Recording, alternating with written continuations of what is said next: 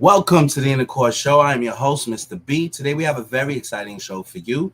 We are discussing President Trump's latest 60-minute interview where he pretty much updates the American people on a plethora of topics, ranging from the economy to the shutdown to the border to um, his future runs in office, potentially in 2028, to who he think may be a good successor. A number of topics was covered in this interview, but without any further ado, let's jump right into it and react to it as we go along.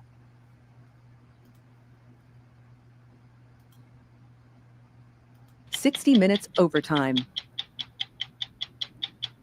What did you get out of this deal that you wanted? Well, I got sort of everything that we wanted. We got no rare earth threat. That's gone, completely gone. We have tremendous amounts of dollars pouring in because we have very big tariffs, almost 50%. We never had anything in terms of tariffs, although I put tariffs on China, but Biden let it lapse by the fact that he gave exemptions on almost everything, which was just ridiculous. But we have billions and billions of dollars coming in, and we have a very good relationship. I mean, we have a great relationship with a powerful country.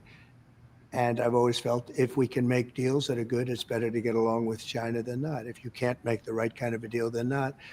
Because, China, along with many other countries, they're not alone in this. They've ripped us off from day one. They've ripped us so much. They've taken trillions of dollars out of our country. And now it's the opposite. I mean, we're doing very well with China, and hopefully they're going to do very well with us. But I do think it's important that China and the U.S. get along, and we get along very well at the top. In South Korea, as you saw, a lot of people watched, and we made a really good deal, and it was good for them also, I hope. I mean, I want it to be good for both sides, but we'll be taking in hundreds of billions of dollars in the form of tariffs. Tariffs are incredible because they really give us great national security. Okay, so the first topic covered in this interview was a trade deal that was recently done with tariffs. For those who are not following along what's been going on there, the U.S. and China have been playing this tick for tat in the trade area. They haven't agreed to a massive trade deal, but what was happening is Trump was imposing tariffs on China to get them to come to the table and give the U.S. favorable terms. Because the Chinese economy is closed, they don't typically import a lot of American goods, but we import a lot of products from them. And the products that they do import from us, they put tariffs on it, thereby making it an unequal playing field. And there's a huge trade imbalance. So Trump, in his effort to create some sort of fairness around that, has been in negotiations with China. Now, China also is a smart customer as well. They control minerals, and those minerals are essential for electricity, building a lot of the chips that we have, that go into our electronic products. And because they control over 80% of the market, they have been able to not only affect the U.S. economy, but the global economy as a whole. So every time Trump applies a tariff onto them, they just strategically restrict the flow of those minerals into various markets, thereby causing companies great discomfort and creating a bottleneck, if you will, which puts pressure on the Trump administration to, come back to the table and to rescind some of the tariff actions they took against them. So now it seemed like because Trump made another threat to impose another 100% tariffs upon them recently when they met in South Korea, the two presidents agreed that China for the next year will be relaxing some of the constraints that they put on those mineral exports, and therefore not harming the U.S. companies who need those products to provide their services and to build their products. All right. As an example, when they pulled the rare earth on us and the rest of the world. If we didn't have tariffs to fight back, I immediately instituted a 100% tariff over and above what they were already paying. And when I did that, they immediately came to the table. Without tariffs, we would not have had that privilege. We would have not have had that right. Tariffs give us national security and great wealth. You talked about those rare earth minerals. Of course, my understanding is about 90% of them come from China. That's Right their, now. yeah. But within a short period of time, we'll have everything we need for ourselves. You know, we've instituted an emergency program, and we will have, within a year from now to a year and a half, we'll have everything we need, no matter what kind of a threat is made. How? How do we do that? Because we've taken over. First of all, you saw the partnerships we've established with Japan, with Australia, with UK, with just about everybody, frankly, and we're all doing it together. You know, this wasn't a threat against the United States. This was really a threat against the world. So the whole world has come together, I think, at our behest. And rare earths, within 2 years, rare earths will really cease to be a problem. The one thing that China wants, but it doesn't have, is the world's most advanced semiconductors. That's right. That's what the United States has.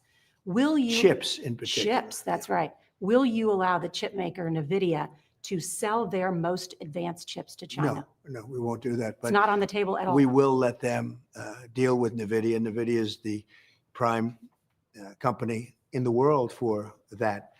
And we will let them deal with NVIDIA, but not in terms of the most advanced. The most advanced, we will not let anybody have them other than the United States. Because then they would win the AI race. Well, they wouldn't win it necessarily, but they would certainly have an equal advantage. Right now, we're winning it because we're producing electricity like never before by allowing the companies to make their own electricity, which was my idea, which nobody frankly had thought of. These massive plants that are being built are building their own electric generating plants along with the plant itself. And that gives them all the electric they need without going to an old grid that's, 150 years old. And they're making it themselves. And then they're selling back any excess electricity into the grid. So we benefit in all ways. But most importantly, it allows the companies to go immediately forward. We're getting approvals done in 2 and 3 weeks. It used to take 20 years. And we are leading the AI race right now by a lot. We are leading it by numbers that people have no idea. It's been really great. We've been very, very far reaching for it. Look, that's the new internet. That's the new everything all put together. The AI race is a big deal. Hello, my name is Adam Ferrari, the Chief Executive Officer of Phoenix Energy. I look forward. The economy, they can produce things that we don't want to produce because it's not really worth our while. Making undergarments, making this, certain things. We don't want to do that. And we can buy them inexpensively from other places in the world while we can lead the world in AI and chips and lots of other things. Within 2 years from now, we'll have 40 or 50% of the chip market. What's happening? The biggest companies are leaving Taiwan. They're coming into the United States because of tariffs. If we didn't have tariffs, they wouldn't be doing it. In Because how many years you think we'll be I think in producing? 2 years, we'll start opening up plants and we'll have a very substantial portion of the chip market. Right now, we have almost none. We should have had 100%. If we had presidents that knew anything about business or knew what they were doing, because frankly, they didn't, we lost 50% of our automobile business. It's all coming back. We lost 100% of the chip. It used to be all Intel and other companies. And what happened is other countries came in and they stole our chip business and we didn't charge tariffs. If we would have charged, let's say, a 100% tariff, none of those companies would have left, but they all left. Now they're all coming back, Nora, because the only way they avoid the tariffs is to build in our country. If they build in our country, make their plant and make their product in our country, then it's a very simple thing. They don't have any tariff to pay.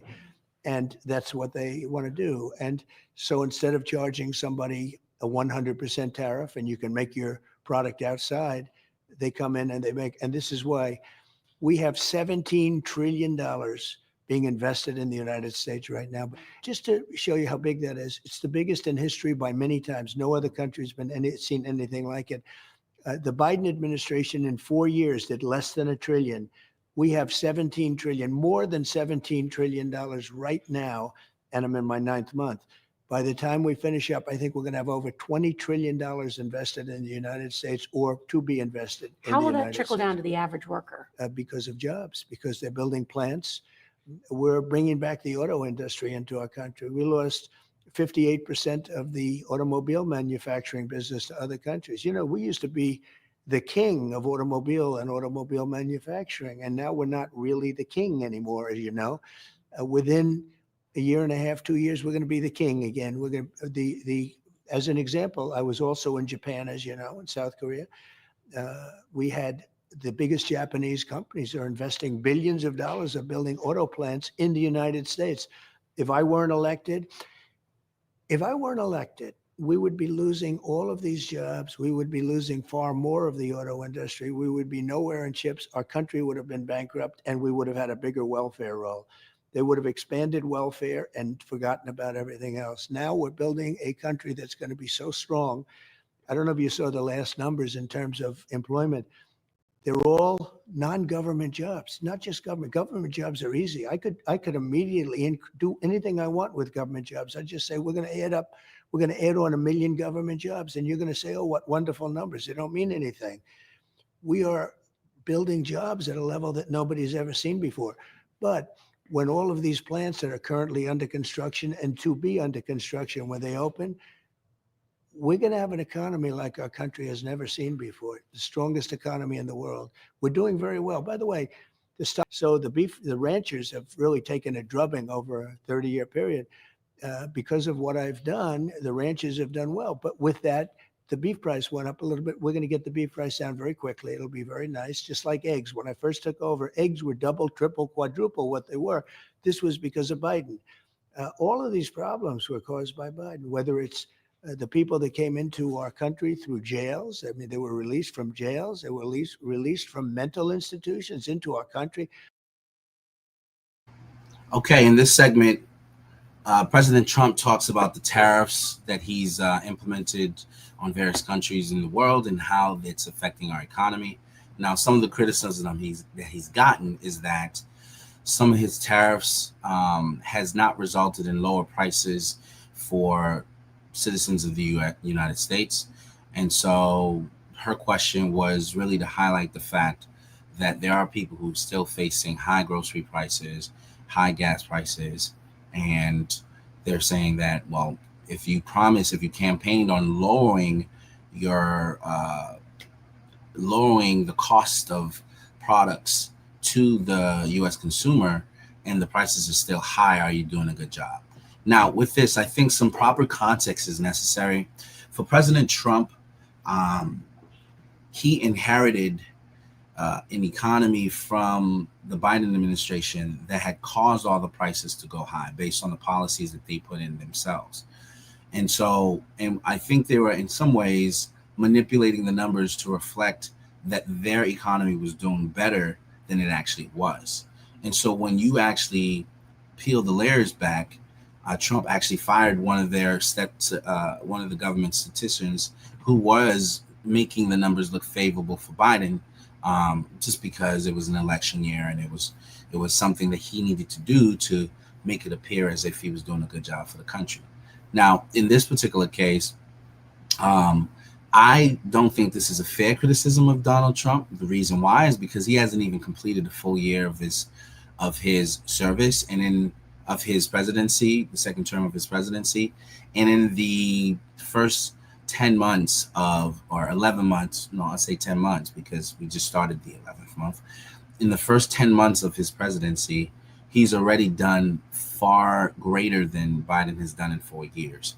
One of which he's been able to attract a lot of investment into the U.S. economy. I think he's secured about 14 trillion, if not more, of commitments from various companies around the world who are planning to invest. Now, you will not see the effects of those investments until they break ground and start building manufacturing companies. They start investing in the people. You won't see those effects until a couple years out.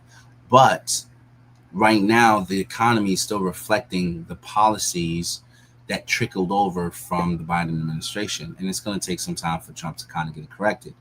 In some of the examples I can use is The price of eggs. When Trump inherited, he inherited a high price of eggs from the Biden administration. And within a matter of weeks, if not months, he was able to bring that price significantly down by, implementing some new policies and getting some new leadership that was able to do that. So that's one of the areas where he's been able to fix some policies that had residual effects from the Biden administration. And I think that's also going to happen with other sectors in the U.S. economy, one of which being energy. Energy is gas consumption and things of that nature. Now, Trump in his first administration did make it easier for U.S. Gas companies to dig and to drill to find natural gas resources here that can be used to lower our costs. But the moment he got replaced by the Biden administration, they repealed his policies and made it harder for those gas companies to extract gas. And then they went back to importing gas, which at higher prices. So then those policies again went back towards driving the prices up. And since Trump has been in office, gas prices have come down, but I don't think not significantly enough for people to feel satisfied, for people to feel that they're affordable. I can say at one point within the Biden administration, I was paying probably close to $4.79, $4.80, close to $5. There were times where I was paying $4.99 for premium gas for my car.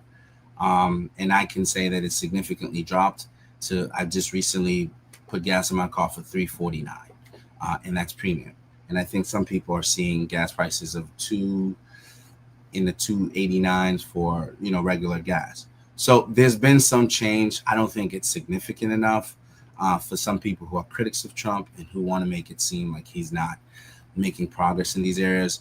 But I think he has done a good job so far of addressing some of these problems. Now, there are a number of other problems that has to be fixed, but this guy's been in there 10 months. He's had to resolve 8 wars. He's had to reverse a lot of policies internally, with the country, from addressing the DEI things to, catastrophes and then other sort of distracting factors that came into play. One of which being, the crime rates and some of the things that he's had to sort of shift his attention to. So far, he has focused mainly on addressing the border issue, which was a major agenda of his, and one of the major things that got him back into office. And he has stopped the border crossings to, I think, record lows, and he's continuing to do more work, but it does take some time to do that. And I don't know if it's fair that he's being criticized less than a year into his second term about the progress that he is making in the area of the economy. These problems are caused by Biden. We had an open border. Now we have a border that's, as you know, absolutely shut, other than people are allowed to come into our country, but they have to come in legally. I do want to talk about immigration and Sure. some other domestic issues, but just if we could stay on China for just a Sure. moment.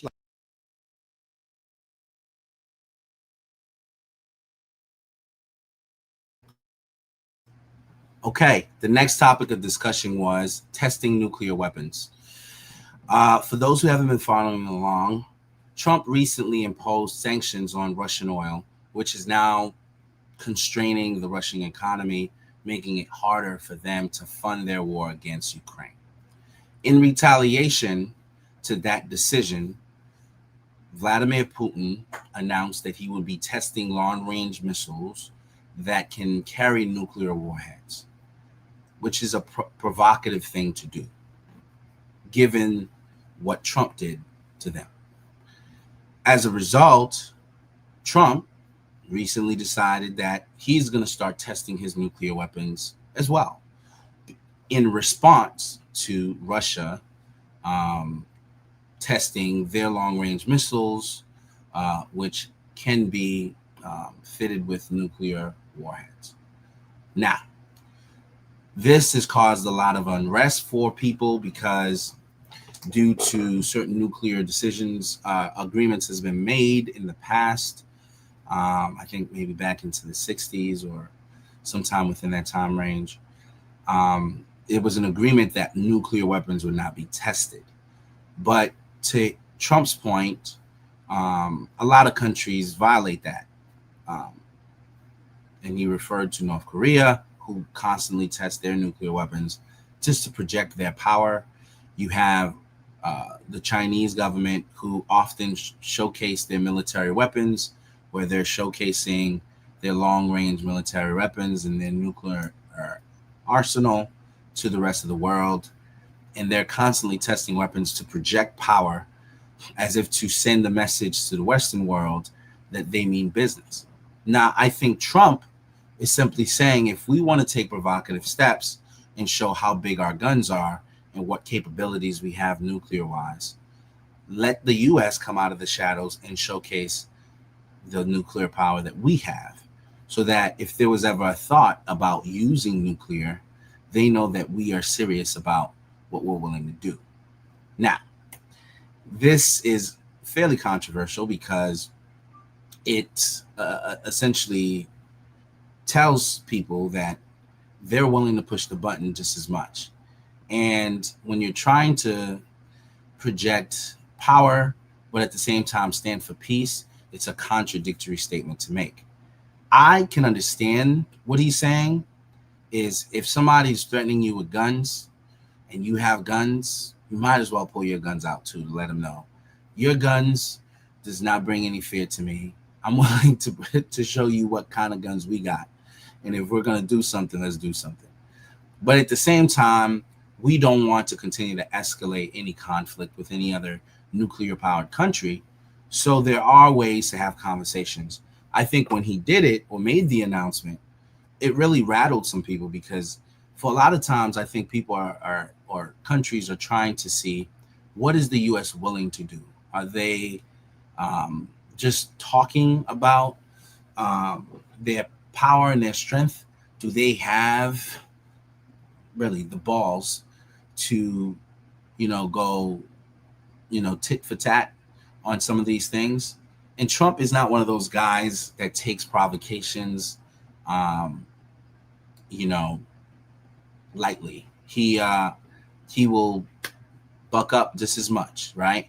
And the thing about it, once he starts doing that, people know he's serious, right? Like, the dude just decided he was going to attack Iran in the middle of them potentially having peace talks.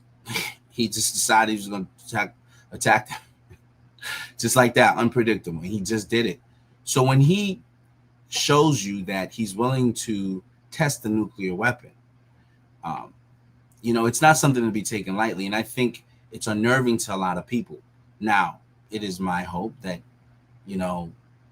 cooler heads prevail and no one has to test any weapons, but also that other countries aren't making threats, indirectly to the U.S. because they think they can get away with it. But Trump is the type of guy who is not going to take that stuff lightly. So he's justifying why he does it. If I was president. Okay, the next topic of discussion was the Russia-Ukraine potential peace deal. Now, for those who haven't been following along, Ukraine and Russia are at war, and the war's been going on for more than 3 years. The war started under Biden because the Biden administration was giving Ukraine the impression that they can join NATO. And there was an agreement made years ago between Russia and the U.S. saying that there would be no advancement of the NATO eastward towards their border. Since that agreement was signed, NATO has violated it and continued to move closer and closer to Russia's border. Ukraine is a country that neighbors Russia, used to be a part of the Soviet Union. Russia called it a red line and attempted to notify the Biden administration that Ukraine joining NATO would be a provocation, and that they would not stand for that happening because it would mean that NATO's at their doorstep. When the Biden administration ignored Russia's attempts to stop the advancement of NATO to their border, by allowing, or by potentially considering allowing Ukraine into that organization, Russia attacked NATO to pretty much say, no, not NATO, they attacked Ukraine to pretty much send a message to Biden and other NATO countries that they mean business. They don't want NATO at their doorstep. The war since has dragged on for 3 years. Russia, being a bigger country with more capability than Ukraine, has, I think, acquired about 25% of that country and continues to advance towards Ukraine. I think they've gotten the eastern part of Ukraine. Right now, there was a peace deal proposed after Trump got back into the office for land swaps, where Russia was saying if Ukraine agreed to give them Donbass and some other places, that they would essentially stop fighting. Ukraine refused to concede. Ukraine's position is that they should get the land that Russia took from them back, and that they should have security guarantees, which means joining into Ukraine or the U.S., allowing them to be able to implement Article 4 should there be any further provocation from Russia. Those talking points or those points are not points that Russia is willing to agree with. And so Zelensky, being stubborn and not really reading the room, continues to press for security guarantees from the U.S., trying to involve the U.S. into a direct conflict with Russia. And the U.S. is trying to avoid that. And Trump has been playing this middle ground because this was not his war. He just inherited it from the foolish decisions that the Biden administration made. Now, he has made attempts to get both men at the table. Zelensky and Putin doesn't get along. Really, Zelensky is a former comedian who, by way of popular vote and notoriety, got installed into government by U.S. handlers. And so Russia sees kind of through him and think he's not really who he projects himself to be. And so they're constantly testing and pushing and grinding, and essentially depleting the Ukrainian military capabilities as time goes on. But there's been efforts made back and forth by the Trump administration to get a deal worked out. Unfortunately, it has not materialized in the peace deal. Russia continues to attack and advance on Ukraine. The U.S. is now funding NATO, not directly sending money to NATO and Ukraine, but now they're selling the weapons to Ukraine that NATO is buying. Obviously, NATO's whole point is they want to be able to have some sort of regime change where they can tap into some of the Russian resources, because it's the largest country by way of landmass, and just they have access to a lot of resources. The sanctions have not really worked as Russia continues to grow, and they have since built stronger bonds with India and China, and they continue to progress. And so Trump is taking steps to stop the war by adding sanctions on China, adding sanctions on India, and adding sanctions on Russia to try to bring the guys to the table. And this young lady is trying to make it appear as if Trump somehow failed in bringing forth the peace. He did say that he was going to have that deal done within a month, or within a conversation with the two leaders within weeks. He has not been able to do that because, again, the issue goes far deeper, and because his tariffs isn't that effective because Russia doesn't do that much business in the U.S. because they've always been viewed as an enemy. And so he doesn't really have a tariff leverage there. And so it takes a different form of negotiation. And he's using sanctions to try to get guys back to the table. And that's where the whole talk about testing weapons and projecting power continues to be a thing. So he speaks more on that. So why won't Putin end this war? But Nora, that was Joe Biden's war, not my war. I inherited that stupid war. That should not have been a war. That would have never happened if I were president. And by the way, for 4 years, it didn't happen. There was never even a doubt. Then the election was rigged and stolen. And all of a sudden, you see them forming up at the line. And now I come back, and I'm going to get that one solved too. But just a little list of look at this. Wars. How many did I solve? Cambodia, this is Cambodia, Thailand, Kosovo, Serbia, Congo, the Congo and Rwanda, Pakistan and India. That was going to be a beauty. They shot down 7 planes. Israel and Iran. You've heard about that one? Egypt and Ethiopia. That's another beauty. Ethiopia built a big dam where there's no water going to the Nile. Armenia and Azerbaijan. And if you take a look, Israel and Hamas, which is worst inflation, we had the worst of everything. But the worst thing he did was allow millions of people to come into our country that were in many cases, criminals, murderers. 11,888 murderers were let into our country. Venezuela let a lot of those people in. Okay, the next topic of discussion, excuse me, is the U.S. drug war versus Venezuela. Now, for those who haven't been following along with this particular story, is the U.S. have been moving Navy troops and warships closer to the border of Venezuela, and as well as the Caribbean. And they've actually taken some military action against people attempting to import drugs into the country by way of boat. So they've actually bombed over 8 boats, I think, and killed those people with those boats and with drugs in them.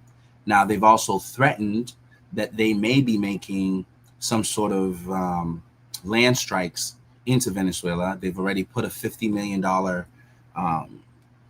bounty on the head of the Venezuelan president and Maduro. And they're making further threats that they could potentially invade them or attack them inside of their country. Now, Venezuela is trying to rally up other South American countries to stand with them, knowing that they're a little outmatched and outgunned by the U.S. But I believe there is a push for regime change in Venezuela. And Trump isn't a big fan of Maduro much. Now, as a result of that, the interviewer asked Donald Trump, why is this provocation escalating between the U.S. and Venezuela? And he's justifying the reasons why. One of the reasons he stated was Venezuela is entering their jails and allowing their worst citizens, their criminals, to come into the U.S. And he referred to the gang Tren Aragua, which is a gang that's got a lot of face tattoos, but they're ruthless. They tend to, cut people's hands and body limbs off and extort and threaten. And because of the Biden policy to allow people into the country for the last 4 years, I think there's about 22 million or so illegal immigrants that migrated into the U.S. The Trump administration is now sort of trying to catch up with getting rid of those people and getting them out of the country. And so I think there's a bit of hostility there that he thinks the government did that in a way to sort of mess with the U.S. By entering people into their country, and also that they've been complicit in allowing drugs to flow into the country to cause a lot of deaths by drugs. And so Trump, being a guy who constantly wants to project power and wants to be respected, is essentially sending a message not just to Venezuela, but to anyone who is attempting to import drugs into the U.S. and to destroy the lives of the citizens of the United States. So he gets into this topic a little more. But they were from all over the world. This isn't just Venezuela. They were from all over the world. We are going to talk about And what he did to our country should never be forgotten. He had an open border process, and people would come in, and I'm not discriminating against tattoos, but people would come in with tattoos all over their faces and say, come on in, come on in, come on in. They let people in that should have never been. Venezuela emptied their prisons into the United States of America. And every one of those boats that you see shot down, and I agree, it's a terrible thing, but every one of those boats kills 25,000 Americans. Every single boat that you see that's shot down kills 25,000 on drugs and destroys families all over our country. We will talk about immigration in a moment, but Iran wants to make a deal. They don't say that. They probably shouldn't say, no good deal maker would, but Iran very much wants to make a deal. the key to Middle East peace, I made Middle East peace. For 3,000 years, they couldn't do it. I did it. And I did it with some very good partners in Israel. But the key to the Middle East peace was knocking the hell out of their potential nuclear. When we, with those beautiful B-2 bombers, we just ordered 20 brand new ones, the newest and the greatest. But with those beautiful B-2 bombers, when they went in there and they blew the hell out of that, potential nuclear weapon site, there were two of them actually, and every single missile hit every single air shaft. They had to go down an air shaft. Every single one of them hit their target. I remember fake news CNN said, well, maybe it wasn't as powerful or as good as we thought. No, it was turned out it was actually better. The Atomic Energy Agency said the hit was even stronger than anyone ever thought possible. And those pilots did a great job, what they were able to do, and those machines. But it wasn't only them. They were surrounded by F-22s and F-16s. They were surrounded by F-35s. We had 52 tanker planes loading them up with jet fuel because it was a long flight. They flew for 37 hours. Of course, I flew for 42 hours over the last few days, so I know how they feel. But Except there's a bathroom but on they Air were Force sitting One. in one seat. I was able to walk Yeah. around a little bit. But yeah, they said 42 hours. I've been in the air for 42 hours over a few days. And that was fun because we took in trillions of dollars into our country. And we also, what's interesting? Japan took tremendous advantage of us over the years. They sold cars to us. We couldn't sell cars to them. They made a fortune. We didn't make anything. We lost money. But it's the exact opposite now. But you know what? They like us more now than they used to because they respect us now. They didn't used to respect us. And they have great respect for us. All of them. Every country I saw, including China. China now has great respect for us. They didn't have respect for us when they had Biden and when they had Obama. Obama was a terrible president. Nobody wants to talk about it because they want to be politically correct. Okay. The next topic of conversation was the Obama presidency. Trump had some comments about Barack Obama, and he aired his grievances on 60 Minutes. So let's go ahead and jump into that really quickly.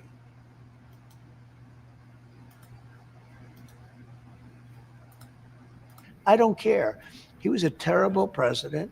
Our country it really started a very bad downward spiral.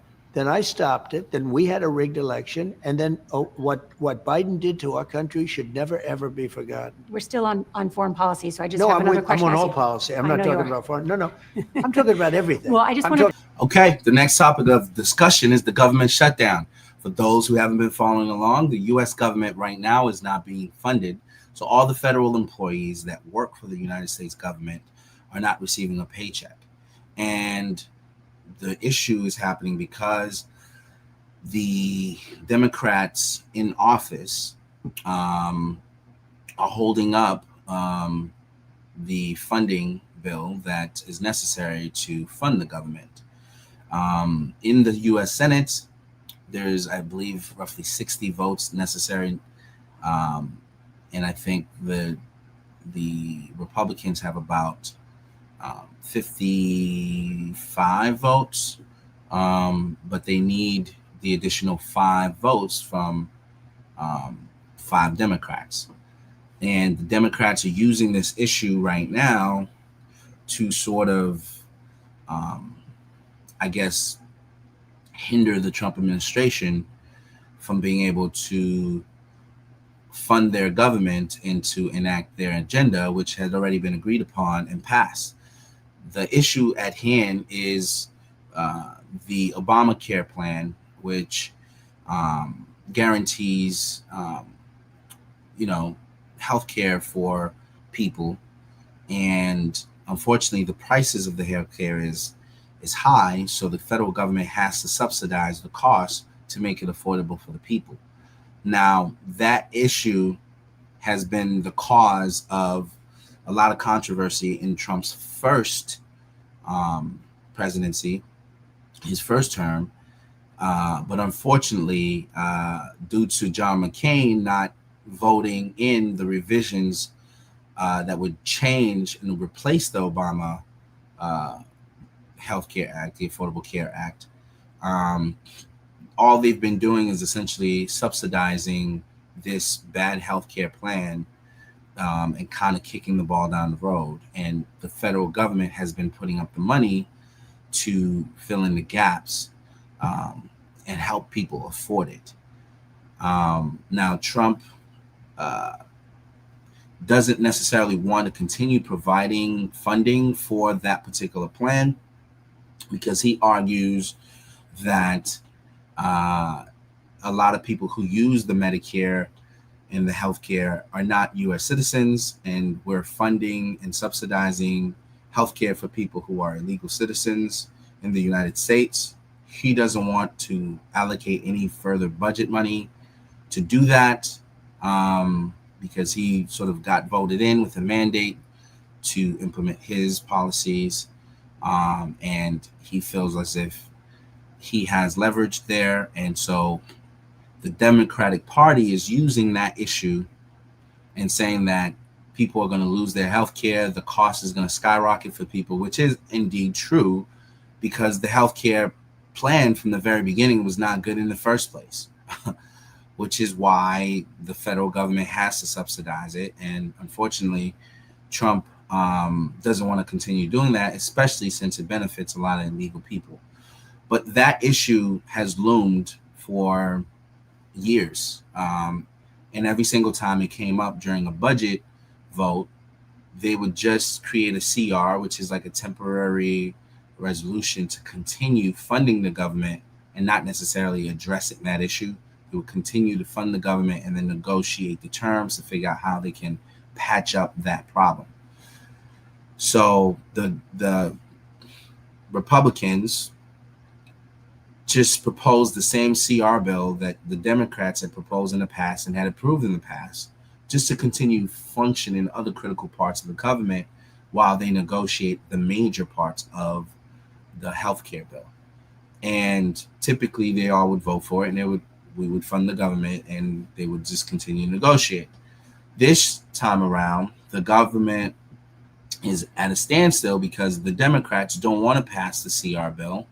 They want to use this issue and as a leverage point to make Trump look bad, to make him look like he's ineffective and that he can't manage the government well, and that they feel like they're justified and has the more high ground to do that.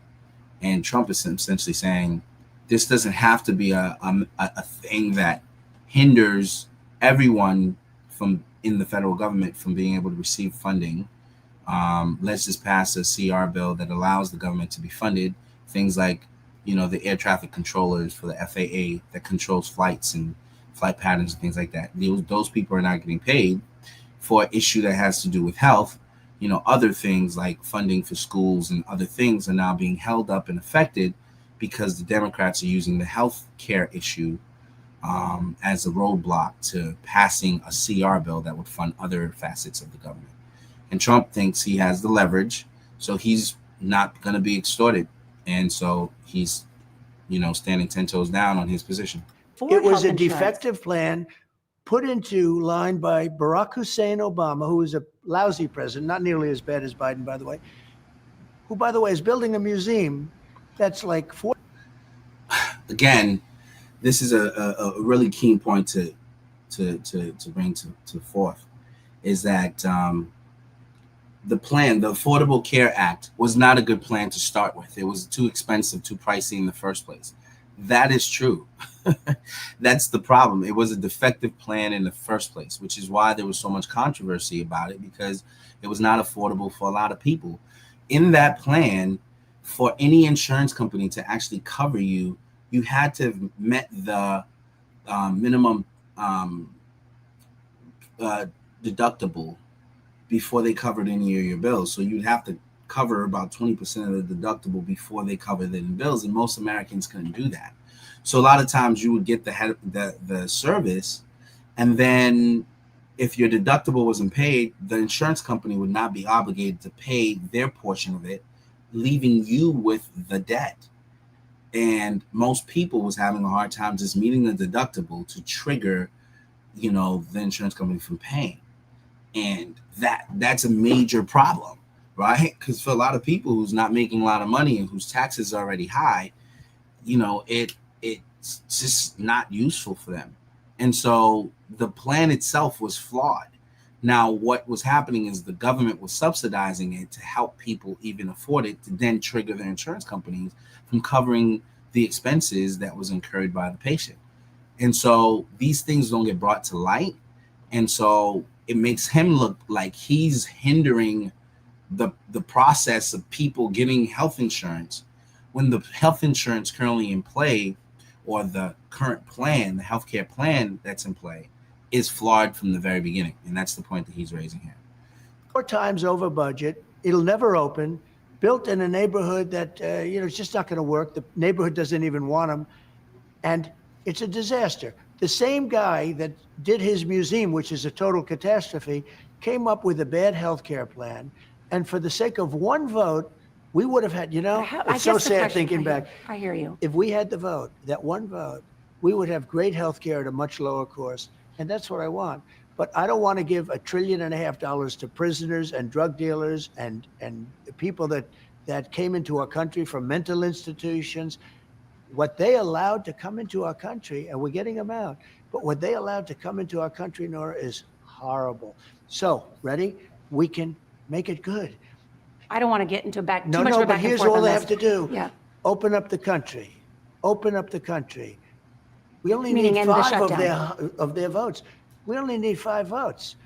And already a few Democrats are already voting. They want to open up, and we'll fix all of those problems. Those problems are much easier than what I just did with solving all these wars. Last question. We had 9 wars on our planet. I solved 8 of them. I have 1 to go, Russia, Ukraine. I thought that was going to be one of the easier ones, but it's